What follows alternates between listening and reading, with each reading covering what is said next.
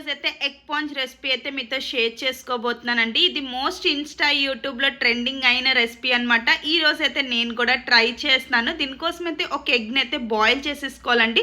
మనం ఏదైతే తాలింపులు వేసిన బౌల్ ఉంటుంది కదా చిన్నది, దాంట్లో కొంచెం ఆయిల్ అనేది వేసుకొని ఫస్ట్ బాయిల్ చేసిన ఎగ్ అనేది వేసేసుకోవాలి.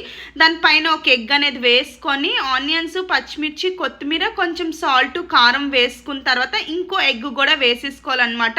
దీనిపైన కూడా కొంచెం ఆనియన్స్, పచ్చిమిర్చి, సాల్ట్, కారం వేసుకొని ఒక వైపు అయితే ఒక 2 minutes అలా ఫ్రై చేసేసుకోవాలి. వన్స్ ఫ్రై అయిపోయిన తర్వాత మెల్లిగా టర్న్ చేసుకోవాలండి, లేకపోతే విరిగిపోతుంది అనమాట. టర్న్ చేసినప్పుడు చాలా జాగ్రత్తగా మెల్లిగా టర్న్ చేసుకొని ఇంకో వైపు కూడా ఇంకొక 2 minutes అలా ఫ్రై చేసుకొని సర్వ్ చేస్తే చాలా బాగుందండి ఎగ్ పాంజ్ రెసిపీ. మీరు కూడా తప్పకుండా ట్రై చేయండి. ఇలాంటి మంచి మంచి వీడియోస్ కోసం నా ఛానల్ని అయితే లైక్ చేసుకోండి, అలానే నా ఛానల్ని అయితే సబ్స్క్రైబ్ చేసుకోండి.